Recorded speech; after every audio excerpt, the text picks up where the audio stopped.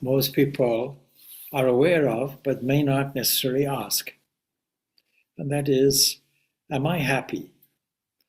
And then, of course, with any question, we have to define what we mean by happiness. Actually, what we mean by I also. So most people, everybody, in fact, is looking for happiness. It's not a new phenomena. Everybody's been doing it since the beginning of time, if you will. And one thing we can notice about it is that pain, which is the opposite, or unhappiness, we can categorize as physical, we can characterize it as psychological, we can characterize it as circumstantial, or to do with circumstances, not on the surface. And then are they linked? They are linked. They're linked because we consider ourselves not to be this or that. We consider ourselves to be a single unit. And that unit we can call psychophysical, a body-mind complex. We walk around with a certain history and a certain environment around us. And we avoid at all costs things which are painful. However, you must have noticed that when you came into the world, you may not have been so happy about it. It was a painful experience, actually, for mother and child. And yet we continue to do it, and we think it's a good thing. And one fact of the matter is, there is no system on earth that says we will remedy your unhappiness.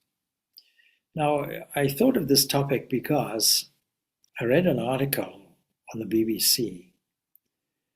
There was a man who, quite a famous man, he's written lots of books, and he was suffering from post-traumatic stress disorder, partly from being a war correspondent, partly from his childhood where his parents were alcoholics. And so we have this condition, many people walking around in this condition called post-traumatic stress disorder. It's something that we never really understood until comparatively recently in history, because if you take the First World War, probably only about 100 years ago, a little more than 100 years ago, there were people, soldiers, young men, who were suffering from this, and they called it shell shock. And they were not very sympathetic toward it because they didn't understand it. They thought it kind of madness. And so when you come under fire in a trench in the First World War, it's not just the physical danger of it and the physical shrapnel that occurs, or maybe a leg or something is blown off, or you're looking at dead comrades, left and right. But it's the fear, this will happen to me. It's the fear of suffering. And it's the fear of loss, because you're losing all the loved ones around you. Those men at a distance from their loved ones, maybe carrying photographs of them, would have understood, if I lose this physical, then I will also use all the circumstances around the physical. Family, maybe relatives of some kind, maybe a property, maybe a business, many things. Our life is complex. It's associated with so many things. And so there is no system that we know of really that fully caters for the relief of pain. We can use chemical means for physical pain. We can even use chemical means for so-called psychiatric pain or difficulties. But none of these really are full-blown remedies. And I suppose the answer is we shouldn't try. What we mean by that is that all the scriptures within Vedanta tell us that we should face the pain, actually, but we should try to transcend it. Simply because two pairs of opposites, heat, cold, pain, pleasure, These are automatically produced by nature. We cannot avoid it. So we may as well examine it and see, can we transform this, the negative side of these things, into positive? Can we use it and redirect it? Can we transform discord into harmony? And then it brings us to a definition, not just of happiness, unhappiness, etc., but what is I? Who am I? And this is where the Vedanta philosophy gives a very comprehensive examination. And part of the overall Vedanta philosophy is the logic that goes with it. There's a scriptural aspect that goes with it, somebody else's experience, but there's also a logical progression. And in terms of our philosophical approaches, this is called Nyaya, logic. We're coming back anyway to the man who is suffering from post-traumatic stress disorder. Now, I understand the possibility of it very well because I, in my life, have come across many people with this. It's just we didn't know the modern psychological terms for it. And so we went through it, we muddled through it. In other words, in a sense, we were able to transcend it by shifting our attitudes, shifting our point of view. For example, in a war situation, it's very easy to be impersonal, almost, untouched by something like that, because it happens so frequently. And so when you ask, where is so-and-so? Oh, he's pushing up the daisies, was the expression in a war situation that I myself was involved in some years ago.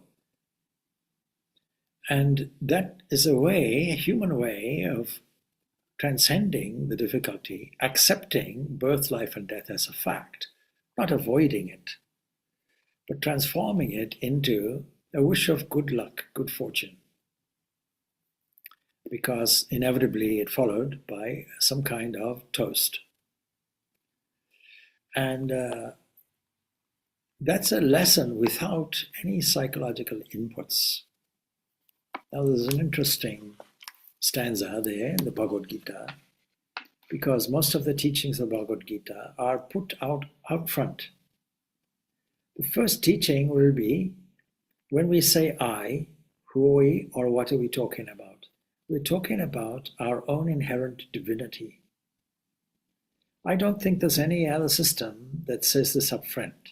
Most systems lead you gently toward this conclusion.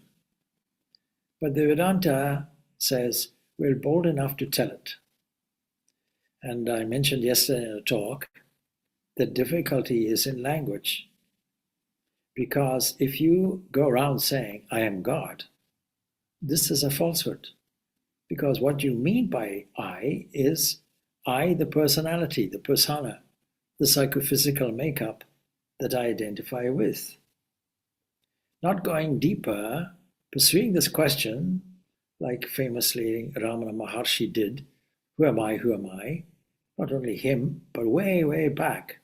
Why they call him Maharshi? Because other rishis were there in the distant past who examined these same questions. Taking for granted that other approaches will tell us how to deal with nature in a practical way, that is ritualistically, that is mobilizing nature, in a way transforming again discord into harmony, but not really reaching the fundamental issue, the foundation of it. Foundation of it is that I, at the fundamental level, am this one being without a second.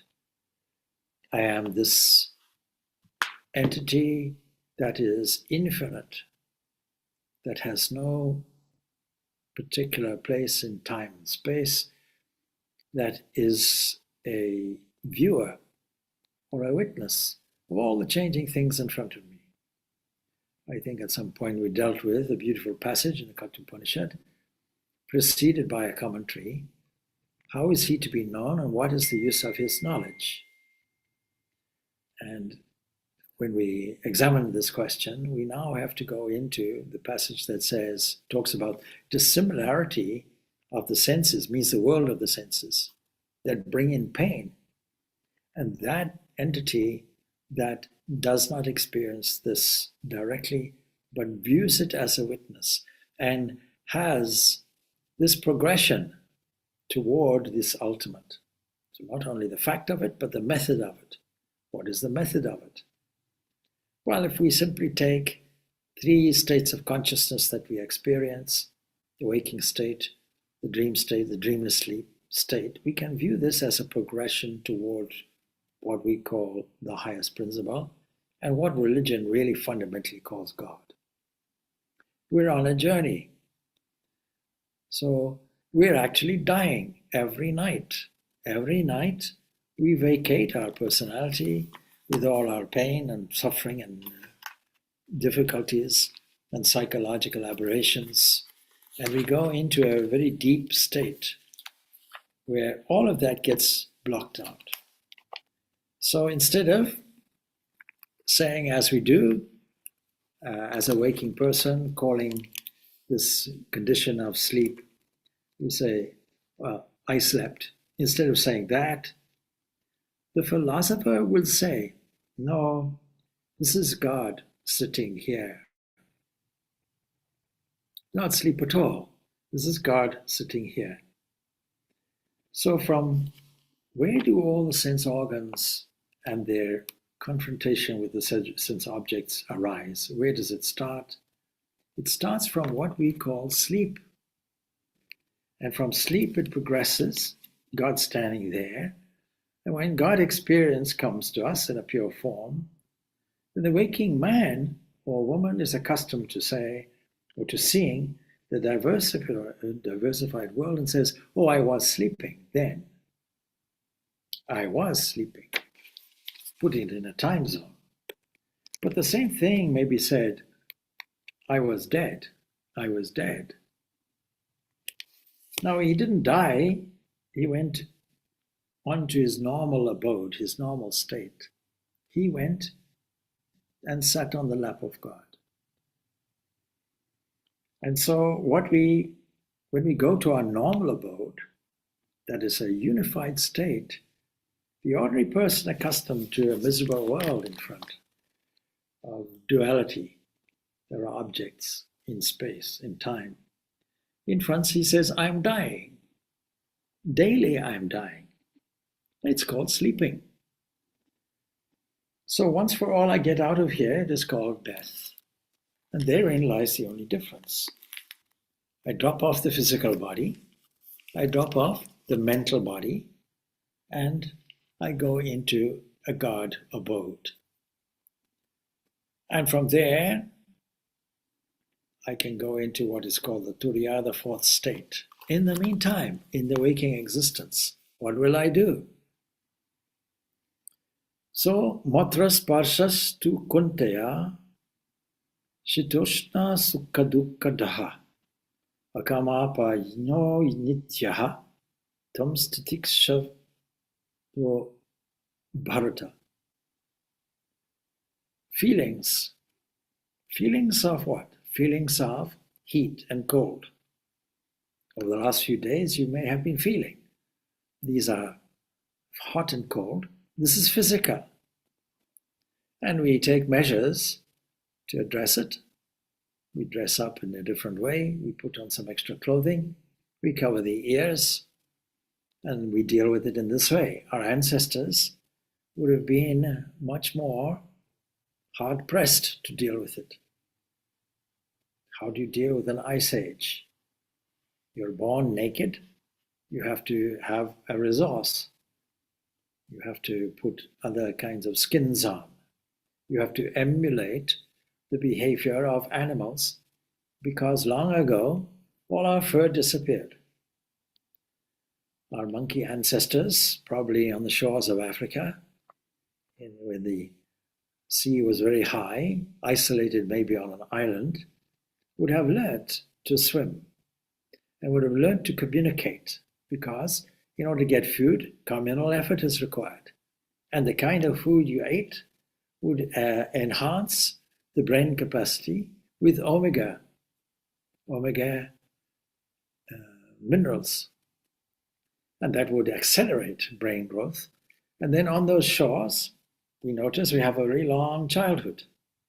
When we have a long childhood, then we are not dealing with the inhibiting directives that stop our freedom, namely the capacity or the will to reproduce, on the one hand, because children don't do it. And then the second thing would be to be responsible also, find food. Children don't have to do it, parents are doing it for them. So with no necessity either for propagation of the species, no necessity for being concerned of resourcing food, we can now enjoy our play. And the difficulty we have is when our play is disrupted, we cease to be happy. There must be then within it some lesson for us where we can shift our attitude to that of a child and say, I'm not responsible for accelerating the species and propagating the species. I'm not responsible also for bringing in food and so on. It comes to me.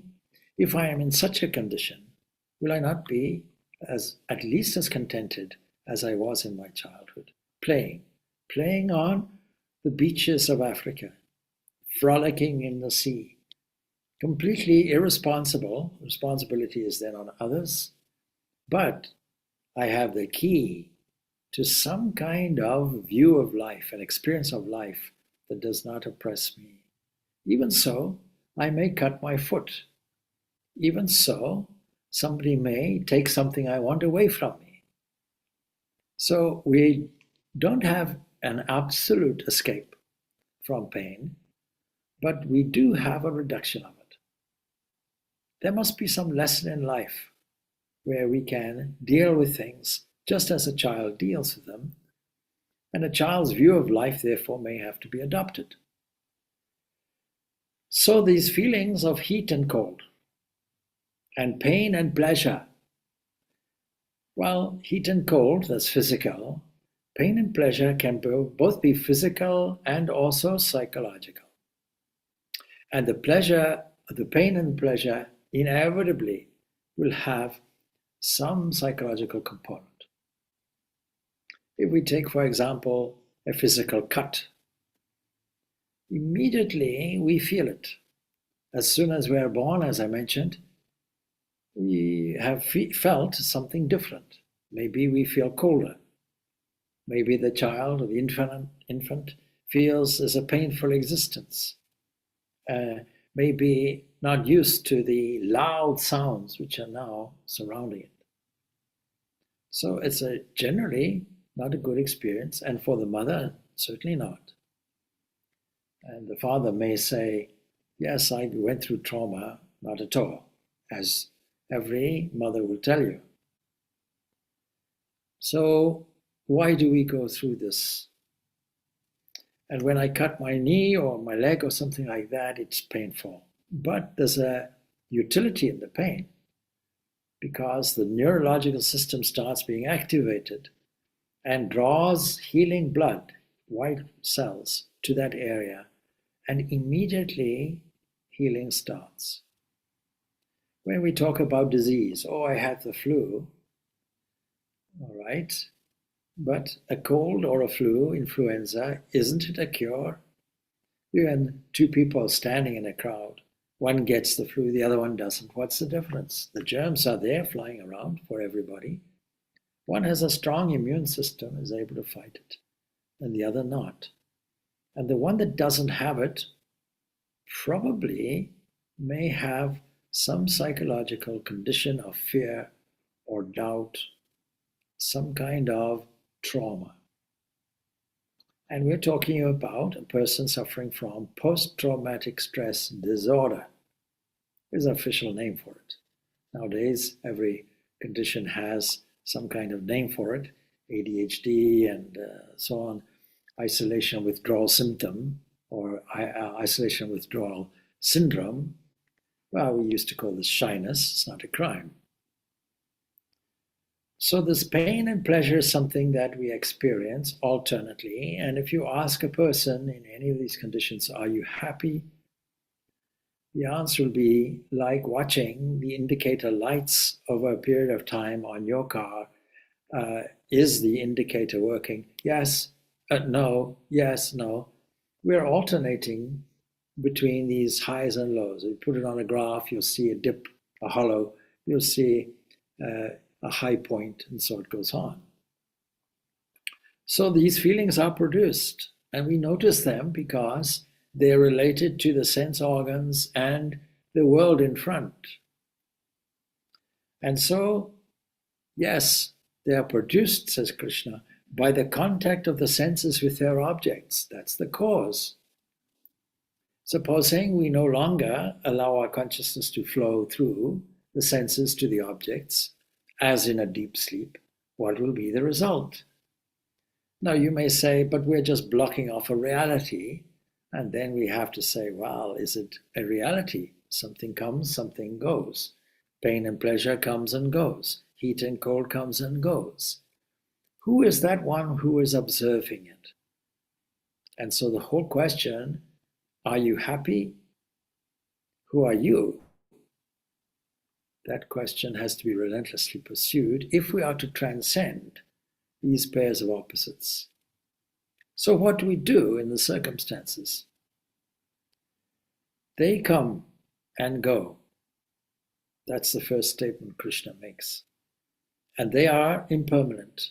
They're not there for long. And so what do we have to do? Cure it? No. The answer comes like this. Tams titikshatva bharata. We have to bear them with titiksha. That means forbearance. We have to bravely bear it. That doesn't seem like a very permanent remedy. But he goes on to say, Yamhina yatat yantye eta purusham purushas abba. A best of men, that calm person who is the same in pain and pleasure, whom these cannot disturb alone, that is fit to attain immortality. And immortality, we get our supreme bliss. Bliss is different from happiness. Happiness is up and down. Happiness comes, happiness goes. Throughout history, there have always been materialistic-minded people who say, well, there's no afterlife, no guarantee of it. We don't accept that there is a God. We don't take the scripture seriously. This whole idea, there's no evidence for it. They all boldly declare this. So what will we do? We'll be hedonistic. We'll do whatever we can to make ourselves permanently happy. And in India, there was a philosophy called Charvaka. The Charvakas, they declared that that is the way that we would do it. But succumbing to this hedonistic temptation and boldly asserting death is better than a vegetating ignorant life, supposing we take that view instead, it's better to die on the battlefield than to live a life of defeat, Swami Vivekananda says in connection with Buddha. Because the Buddha, he handles it head on. It is the Buddha that solves the riddle of life and others like him. And he doesn't succumb to this hedonistic approach. So suffering also, therefore, if we follow Buddha's line and others, and also the story of the Bhagavad Gita would tell us that suffering can actually lead to self-knowledge. Self-knowledge leads to sympathy and sympathy for others. How can we be sympathetic to others who are suffering if we ourselves have not suffered. And this can ultimately lead a person to the realization of the unity of existence. So, we could make the best of suffering with this titiksha, this forbearance. We could be watchful of the smallest ripple of pain, sorrow, or discomfort which may arise on the surface of our mind. We have to qualify in the waking state. We can trace it to its origin and detect the seeds of attachment and desires lurking deep within our subconscious. This is something that we don't have to do if we take a childlike position. But as an adult, we can trace it back systematically and see where is it all coming from. In other words, a kind of psychological analysis. When we trace it back, we find it is caused by attachment. And Patanjali, in Patanjali Yoga Sutras, puts it beautifully. Because this attachment on the other side is repulsion. Repulsion, attachment, this dual way of dealing with things is really coming from a kind of egoism, a sense of this body-mind complex and our attachment to that. And where does that come from? It comes from the ignorance which says, I and the Father are one, this is the knowledge. Any counterpoint to that says, I'm an individual struggling.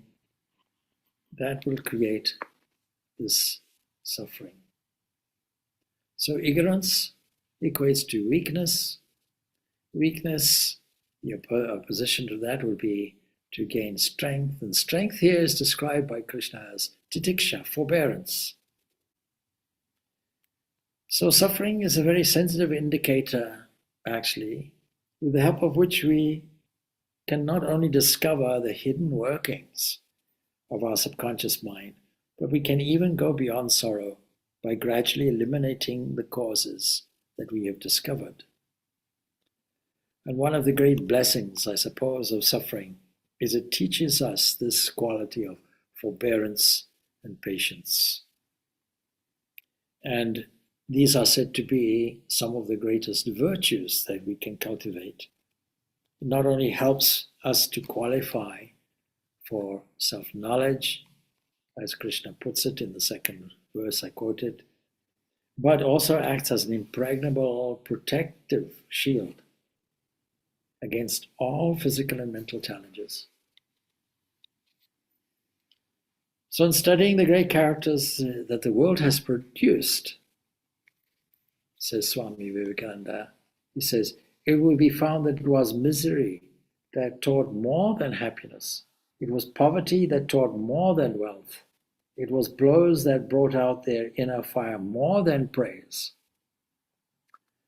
Disease and misfortune come to us good in the long run, although at times we feel that we are submerged forever. And then, of course, there are some brave souls who not only don't avoid suffering, but embrace it. Love and welcome this suffering. When one disciple of a Sufi master complained to him about the various privations that he had to face, the Sufi saint said, privations and sufferings are the special blessings of the Lord, which he gives only to those devotees whom he loves most. And in a similar strain, Swami Vivekananda also says, suffering is the lot of the world's best and the world's bravest. And in another place he also said, it is a mistake to hold that with all men pleasure is the motive. Quite as many are born to seek pain. Then he goes on, in my sane moments I rejoice for my sufferings. One must suffer here. I'm glad it is I amongst others of nature's sacrifices.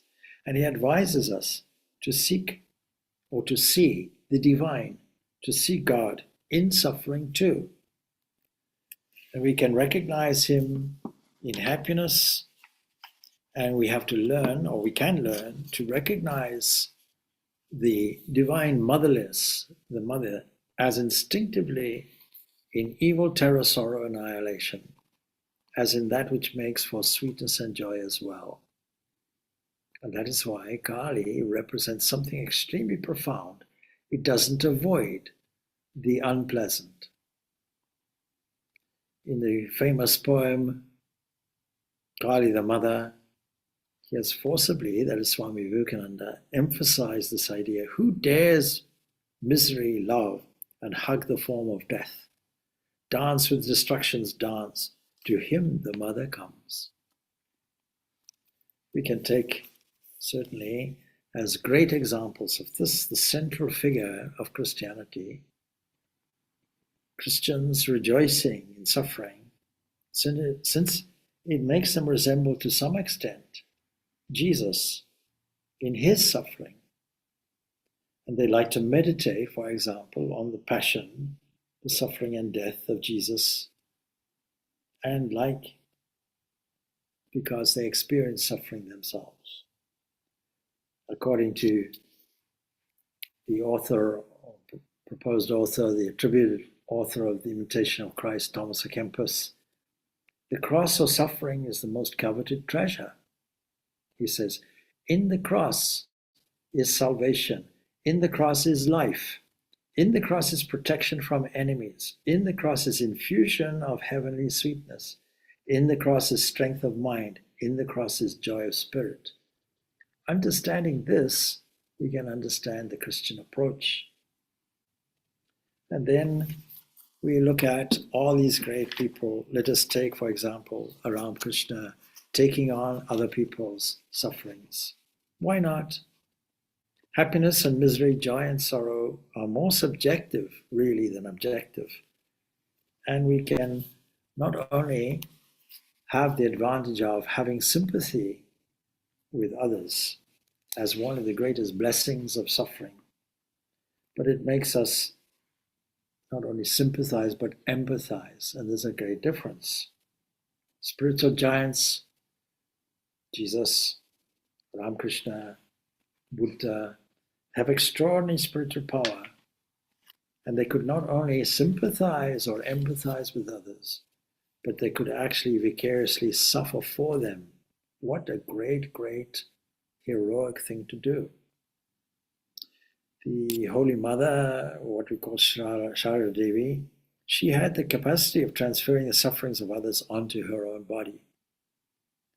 And once one of her devotees was carrying a very heavy load on his head, and that, of course, soon became unbearable.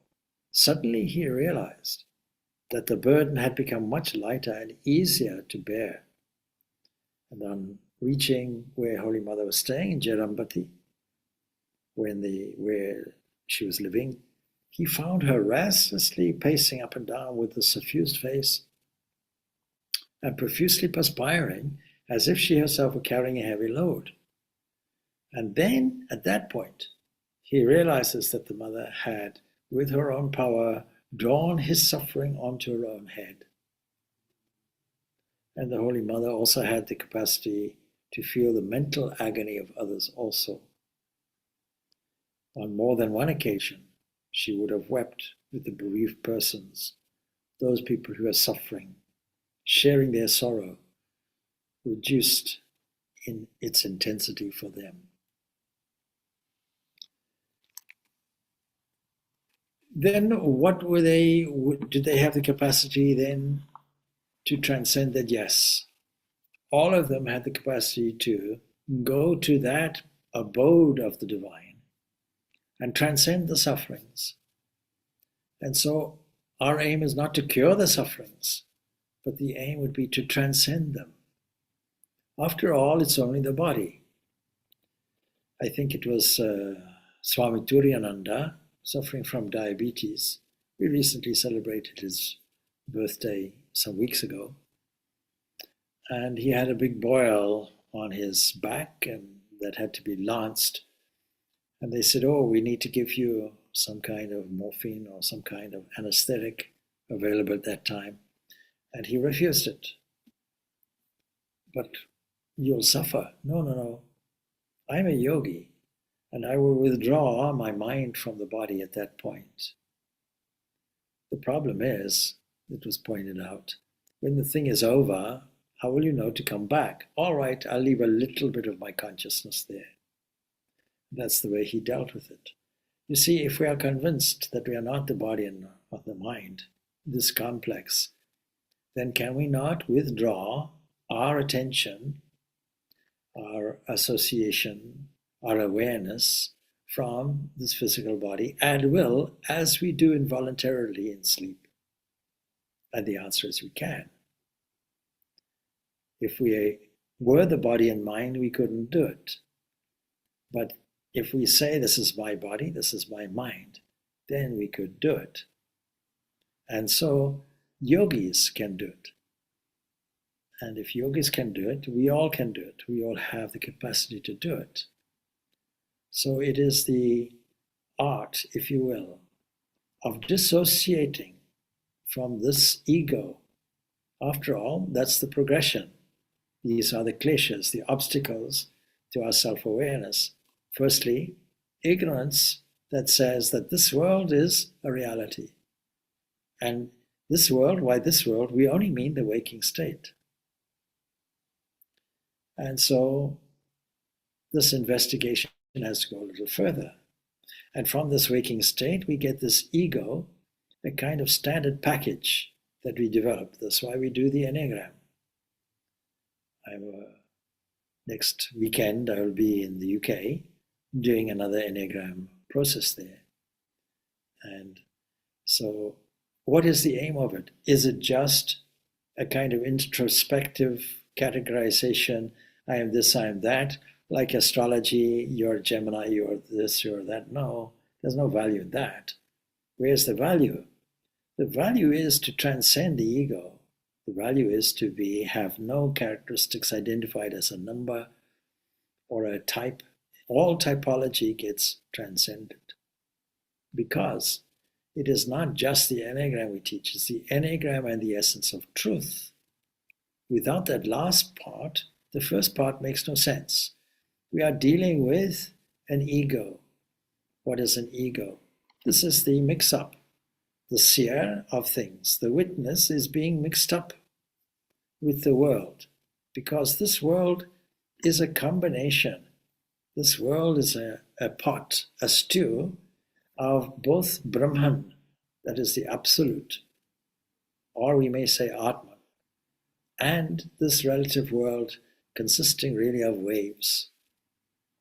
One of the great difficulties in modern science is to pin down what is the nature of reality. Most people interpret reality through the senses. Naturally, we will see a three-dimensional world. Length, breadth, height.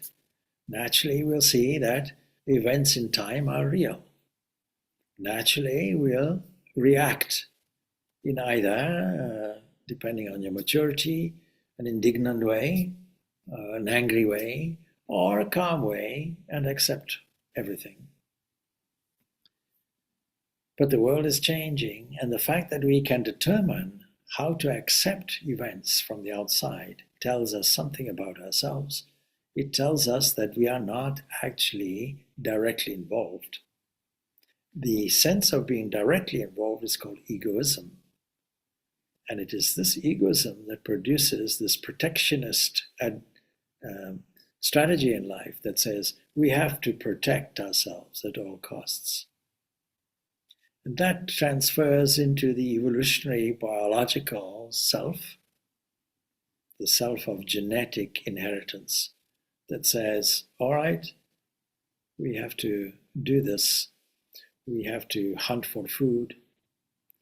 We have to protect our status quo. We have to, there are many habitual things that we have to do. And animals, we can see very clearly the inheritance. Let's take, for example, lions. Lions will, as cubs, will want to play. And that play teaches them how to hunt. They carry that genetically through their whole line. Humans have been studied in this way. The Naked Ape, for example, was a series of books by Morrison who seemed to trace human behavior back to biological ancestry and how this has evolved. But we should not make the mistake that this is us.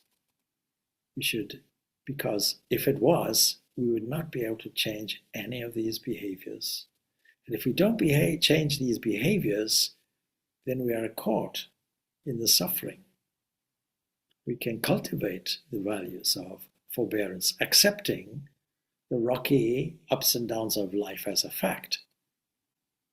And then we can transcend it completely by dissociating from it totally, entering into a realm of absolute equilibrium. And that we achieve in meditation, but it doesn't have to be alone in meditation.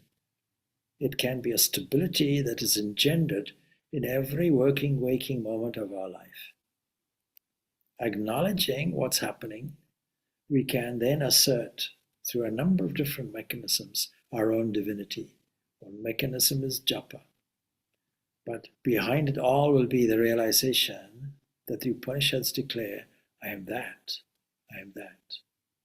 I am not the suffering. I'm not the body. I'm not the mind. I'm not the external experiences. I'm not the objects outside. Clearly, we understand that. I am that immortal one. I am that. That is why we have to study scripture. That is why we go along with the recommendations and directions of teachers.